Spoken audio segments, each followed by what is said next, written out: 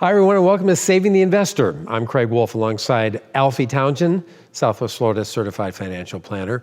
You have to take some risk in your portfolio, correct, to really maximize your returns. But how much is too much, I guess, is the magic question. Well, the question is this, like you said, how much is too much?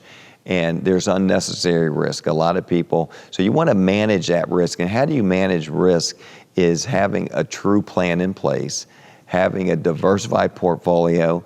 And the most important thing is what I'd like to do is talk about what is your risk number for our clients. Because if they come in and I have them, if they tell me they pick a number between 1 and 10 to find out what their risk is, that's not going to do it.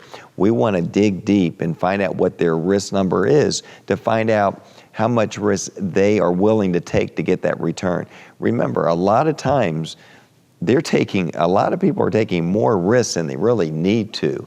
So risk is all about, hey, I'm willing to take, well, let's look at it this way. If you were a banker and you're going to give a loan to two people, and one person has a beacon score of 550 and the other one is 800, they don't deserve the same rate the same rate you're going to give them.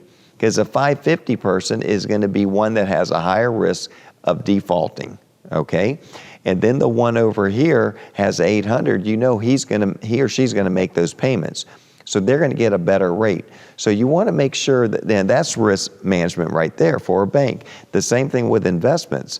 So with investments, you want to make sure that you're in a diversified portfolio. You have some things that are guaranteed, that's not going to go down, guaranteed income for you, that regardless of what the market does, that's managing risk. And then you want to make sure that you have some things that if you are taking a risk in that asset class, you're getting rewarded.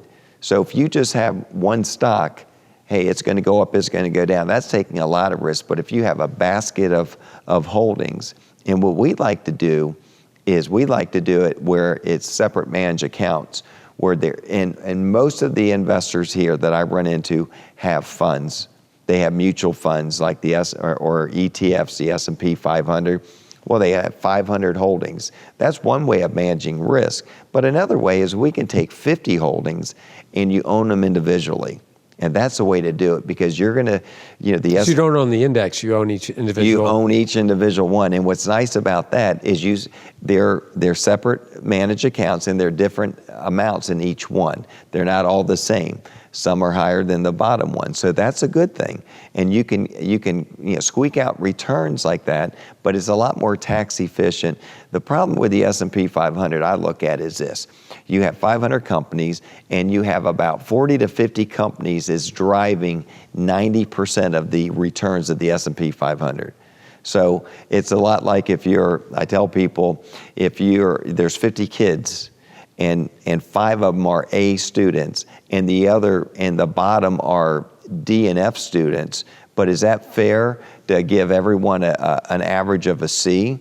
No, you want to get rewarded for the holdings that you have. So managing risk is important for returns, and managing risk, is in a portfolio, and managing that income is the most important part of retirement. It all comes down to having a plan in place. Having that comprehensive, holistic retirement plan where you're not taking unnecessary risk for the returns that you're getting. And regardless of what the market does, you're going to have that income coming in. That's important. Great information on managing risk, and I bet you can read about some of that in your book. Yes, you can. If not, this book is going to be second edition. Oh, all right. Thank you, Alfie. We'll be right back with more of Saving the Investor.